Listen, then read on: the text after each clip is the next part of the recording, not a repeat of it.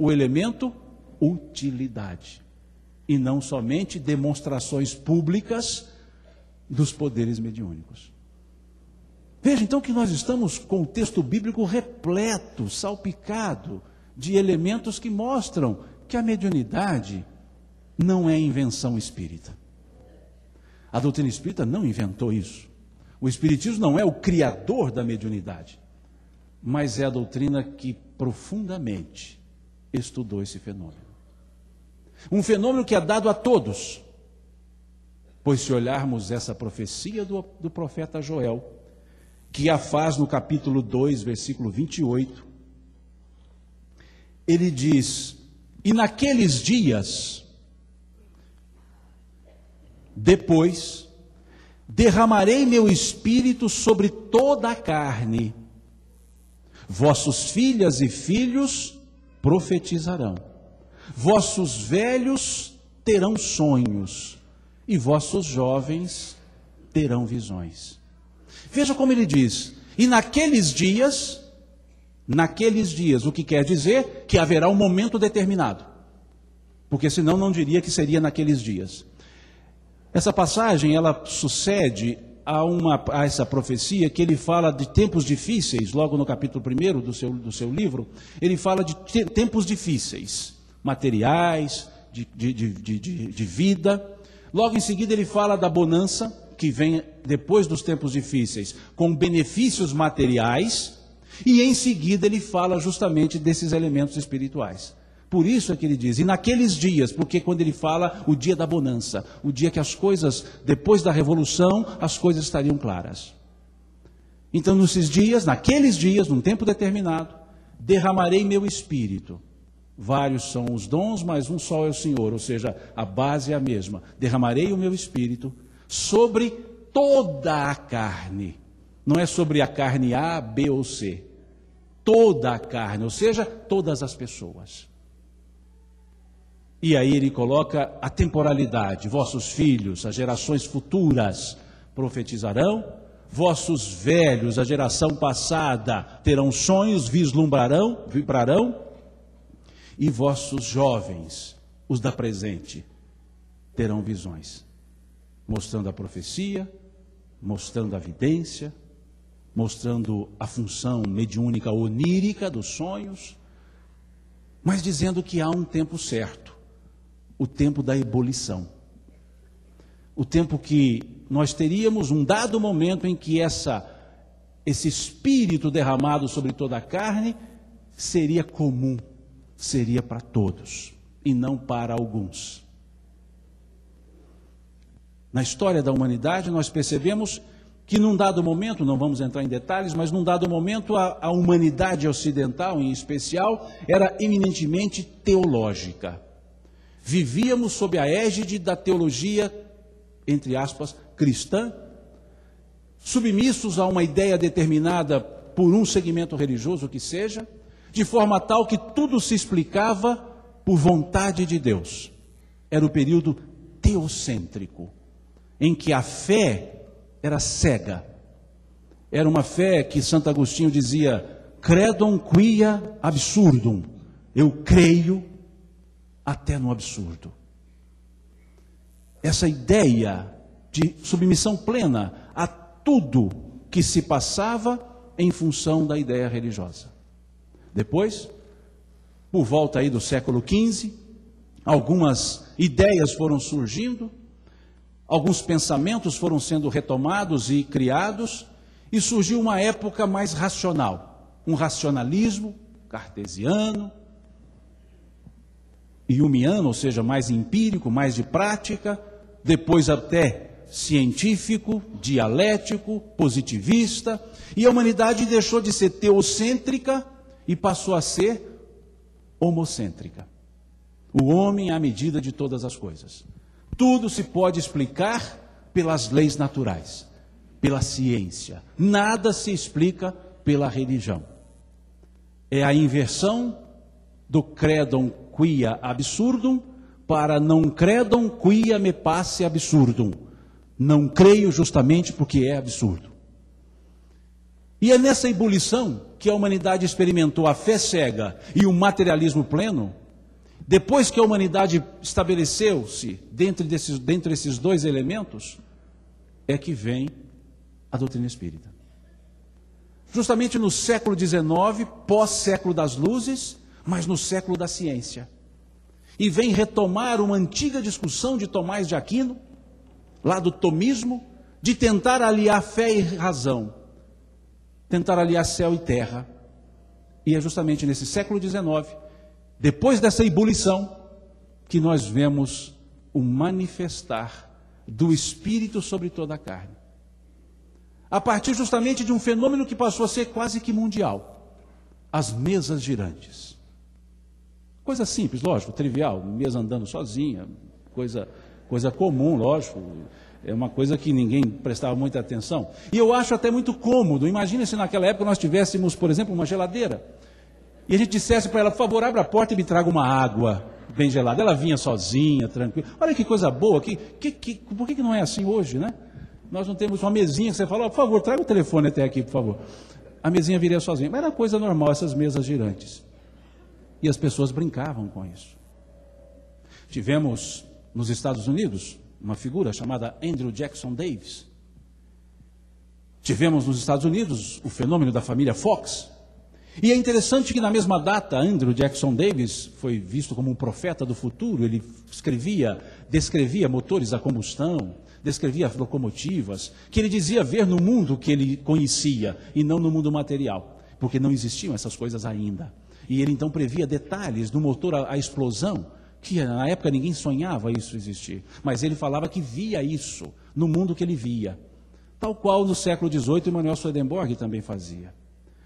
E esse homem era chamado do profeta do futuro. E em 31 de março de 1848, quando há aquele fenômeno de Hydesville, da tipologia, das batidas, Andrew Jackson Davis conta, ele lá na Califórnia, e o fenômeno acontecendo em Nova York, em New York, ele lá na Califórnia diz que foi acordado por uma brisa que lhe passa pelo rosto e ouviu uma voz a lhe dizer: meu irmão, foi dado início a um bom trabalho, esse seu. Contempla agora a manifestação viva de tudo que você escreveu. Justamente começavam os fenômenos físicos daquilo que ele dizia, o outro mundo. Então nós começamos a ter, ou chegar, naquela época, naquele tempo, ou seja, o tempo que Joel havia falado. Depois que a humanidade passou da evolução, do choque entre razão e fé, do choque entre ciência e religião, e aí começa a pulular, a aparecer para todo lado, essas manifestações vivas da realidade espiritual. Não foi à toa que quando perguntaram ao Espírito Emmanuel, na questão 382 do livro Consolador, perguntaram a ele qual a definição, a verdadeira definição da palavra mediunidade.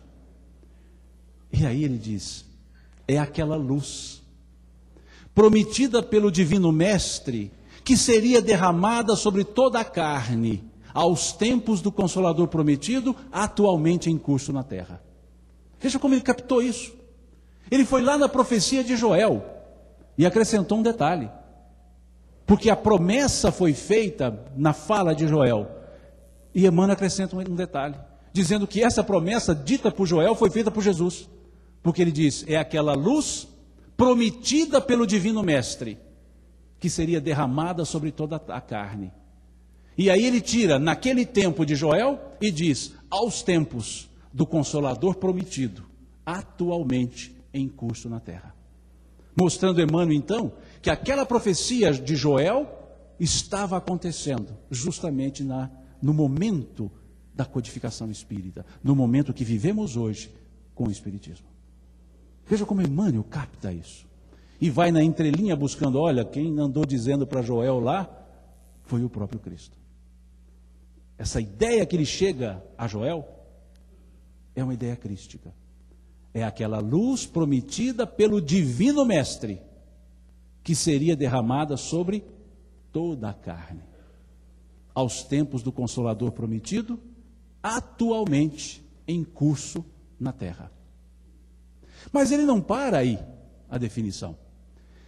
Ele diz: se a mediunidade tem os seus percalços e as suas lutas dolorosas, é também uma das maiores oportunidades de redenção ofertadas por Deus aos seus filhos misérrimos. Veja que interessante. Mostrando que essa luz derramada sobre toda a carne não era também casual, era causal. Tinha um porquê. Diz: se ela traz lutas dolorosas, ela também é uma das maiores oportunidades de redenção oferecida por Deus aos seus filhos misérrimos. Mostrando então que essa característica mediúnica, ela tem um aspecto redentor. Se é redenção, é porque algo precisa ser refeito, consertado.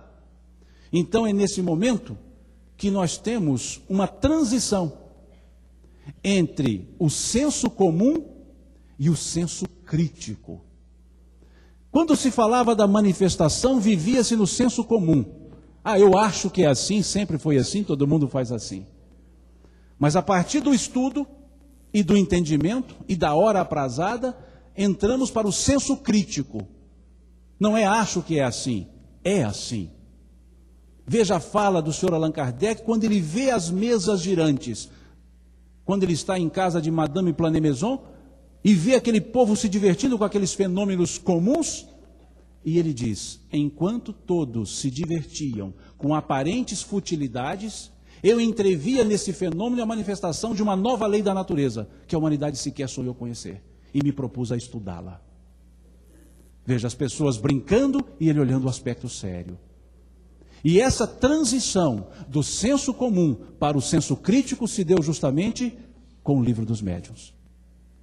O Livro dos Médiuns é o portal, a passagem do senso comum para o senso crítico. Porque justamente no Livro dos Médiuns é que nós temos as explicações de como se dá esse fenômeno. As explicações da sua origem, da sua natureza, do seu objetivo. E lá mostra Kardec que a faculdade mediúnica tem um propósito de elevação. É a ponte que liga esses dois mundos, o céu e a terra. É o caminho, é o canal. E ela é redentora, porque permite, pelo contato com o mundo espiritual, conhecermos a realidade, para entendermos que não vivemos num mundo apartado, isolado. Nós vivemos num universo dimensional, que há a dimensão espiritual e a dimensão material. Essa é a nossa realidade. E ao entendermos a realidade, nós temos a oportunidade de nos redimir dos conceitos, dos atos. Mas também a oportunidade de redenção pessoal para o médium, para que ele possa servir aos outros e não servir-se dos outros, como talvez no passado muitas vezes foi feito. Imaginemos, estamos para reencarnar. Vamos imaginar que eu esteja para reencarnar. E aí, lá no mundo espiritual, o preposto de Deus da reencarnação me chega e fala assim: ô futuro Simão, você está para reencarnar por esses dias. Beleza, obrigado, valeu. Mas então vamos fazer aqui um apanhado para ver como é que está seu esquema, tá? Para ver como é que vai ser lá, para você plasmar seu corpo, para dar tudo certinho. Vamos puxar aqui. E aí, ele então vai lá no departamento de processamento de dados e busca no computador, para mostrar que eu sou novinho. Eu não sou da época que os prepostos usavam a cadernetinha, eu sou da época do computador, tá certo que era um XT286, mas tudo bem, com 8 de memória RAM, mas ele buscou lá esse meu passado, meu histórico, e imprimiu lá umas 3.000 páginas de virtudes. Coisas boas que eu fiz. Bom, aliás, com milhões de anos é possível que eu não consiga preencher 3.000 páginas em espaço duplo, letra 16. Mas ali puxou 3.000 páginas. E depois ele vai busca outro computador, porque agora precisa de 16 RAM, e busca as minhas páginas de defeito.